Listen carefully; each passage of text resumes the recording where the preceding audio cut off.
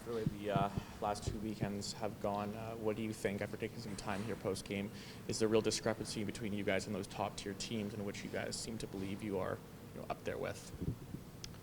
I think it's too early to evaluate if we're in the top tier or not.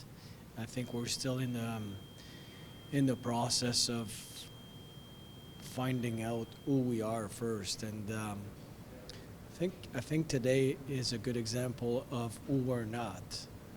If we want to play a skill game, we're not going to have much success. So we need to play north-south, less east-west, more skating, less, trying to we want to use our skills to make plays, but in order to find out where we stand compared to the other teams in the league, I think we have to know first who we are. You guys took 16 penalties this weekend. Obviously, throughout the week, the build-up was to really play an aggressive game, but you guys were at the box quite a bit. What do you think led to so many, disadvantages there?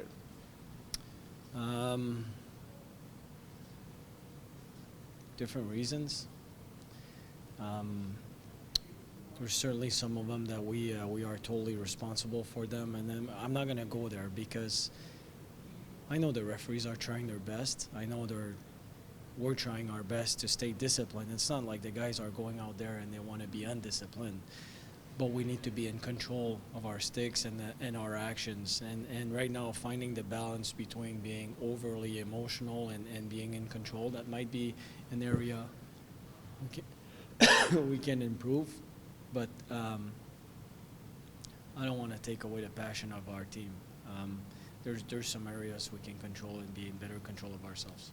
With Logan and Sammy out of the lineup today, and for the last little bit and such, how important is it for guys like the Stojkovic's, the Aligny's, and Schillings to be there to support your younger, defense core? Oh, it's a big deal. It makes a huge difference. You ask Sammy Nico his first year, and having some veterans around him, it makes a huge difference. We had Melchiori back then. Those guys can make a difference in not only in the process, but for those young guys to understand what it takes to compete at this level and be successful at it. So it's huge. It seems like with each passing game, Andrei Chivasov is getting either, I don't know if it's better, but more noticeable, I guess, to the typical eye.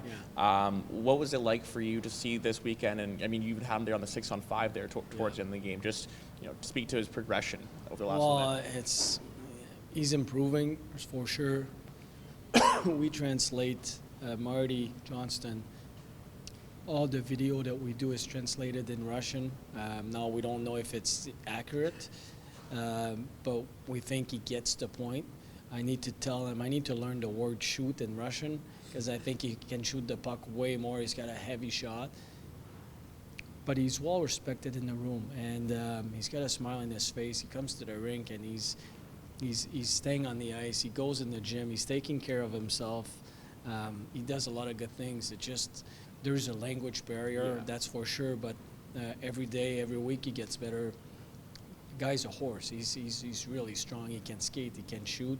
Just a matter of putting all those pieces of the puzzle together. Despite the language barrier, he is still extremely involved in kind of the extracurriculars after the whistles. Do you know if he's chirping in Russian or what's kind of going on there to get? I can tell you it's not in English. I said there's no word. I mean, he's improving, but. Yeah, sometimes he comes back to the bench and he speaks a language I don't understand.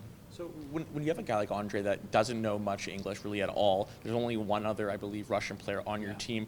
What can you guys even really do to try to amalgamate him or familiarize him? You said Google Translate there, but what steps can you guys really take? Well, we show a lot of videos, so we take our time, and then we try to use the video and show him. But even then, we show him the video and we tell him to go from there to there. But we don't know if he understands that it's the right thing to do or not the right thing to do. Right. So we use burden every time we can. But he's getting better. Marty Johnston is doing an amazing job at finding a way to communicate with him. And the guys are really patient. They're trying to find different ways to communicate with him. But on the other side, Shibi's got a real good attitude. He's got like I said, the hard-working guy, a smile in his face. He's trying to learn the system, the language, so many new things for him. For sure. It's I think we have the right group for a guy like him, and he's the right kind of person that we want to have around our team. Do you have any injury updates on Logan Stanley along with Simon Nico at this point? Not at this point, no. Not at this point. No.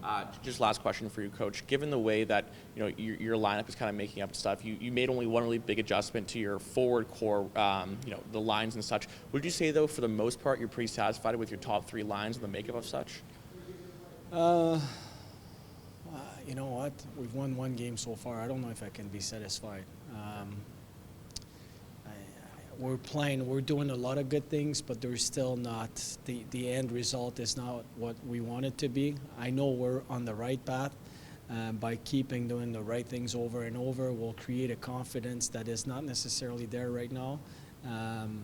I liked Spacek's line with Shaw and Lippon the last two games, so we're going to keep those three together. But after that, I'm not sure. We'll look at the video and we'll decide what we're going to do.